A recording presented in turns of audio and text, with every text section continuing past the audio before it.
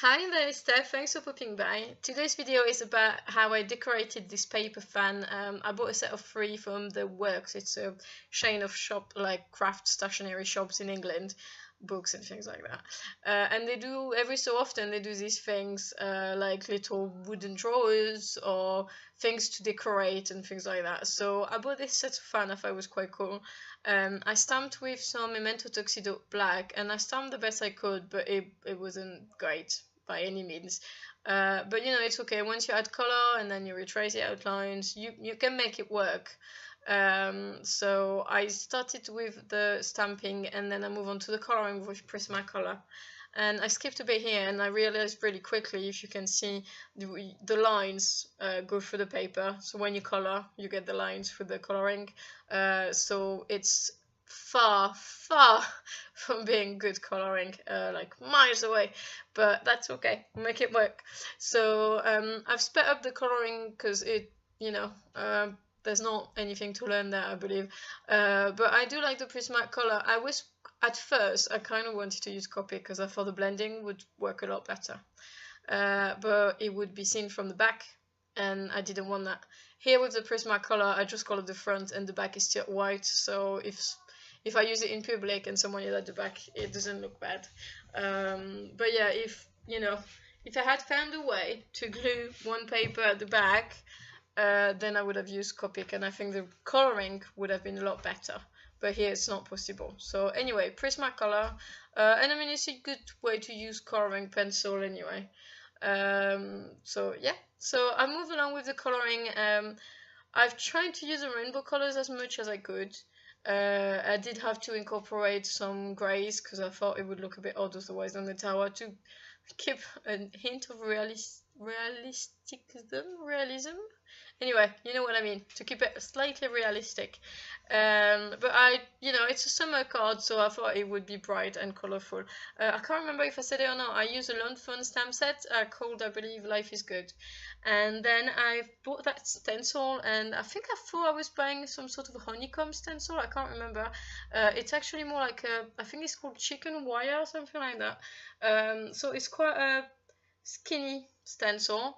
But it's actually quite cool. I thought here it added quite a bit of background, because I would not have known how to add a background to that fan, to be quite honest with you.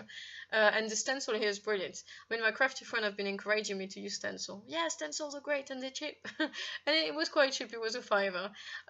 But my blending sponges are not brilliant, so I'm gonna look into buying some sort of like clarity brush, or I think the ink duster were recommended as well, so I need to look into that. But anyway, here I'm adding a little bit of color, and then I use a little post-it to not put color on the wood, basically. And then I'm not gonna lie, I was pretty unhappy with the coloring, so I use a Prismacolor colorless blender pencil. So there's some of that does exist if you have Prismacolor. They're really cheap, they were like £4 something for 2. And here it really comes in handy. I've used it on other cards, and it was good, it was fine, but here it actually really improved the coloring. So just so you know how not great it was to start with. Same problem again with Prismacolor, sorry. I can't use a pigment pen, and here I really needed some contrast, so I really tried and it's not working really well. And I think it was quite late the night I did that fan, but I thought, no, that's not gonna work, I can't do that. So I went for the Sharpie. And my Sharpie is really thick, and you can see it's very uneven, very unequal, and very imperfect. And that's kind of where I decided to just get on with it and turn it into something more sketchy. I added some thicker lines as if it was shading, so some of the line were a bit thicker, and that will create that kind of shaded effect. I hope you know what I mean, because my explanations are not very good. But I love making perfect cards. I like details, I like when it's neat, and here it's nothing like that. But I think in the end, and I mean, if you don't agree, it's okay, but I think in the end, it's its own style, if that makes sense. And I'm gonna call it a sketchy style, and that might not be the right word, but I think it's about right. And I'm thinking it would go really well with some like really, I'm gonna say, bold images that don't have a lot of details. I think it would work really well. So anyway, I've kept on going with that until I was happy with it, make it a bit smoother on some lines, and that was it really. So it's quite simple, but I thought it was quite fun. I think it would be a nice little present for someone, maybe a mom, a sister, a little, you know, little something for when it's really hot, and something with a fun touch of color or images, whatever you pick. So thanks again for watching. Please don't hesitate to subscribe to my channel, click the little bell for the notification, and don't hesitate to go to my blog for the photo.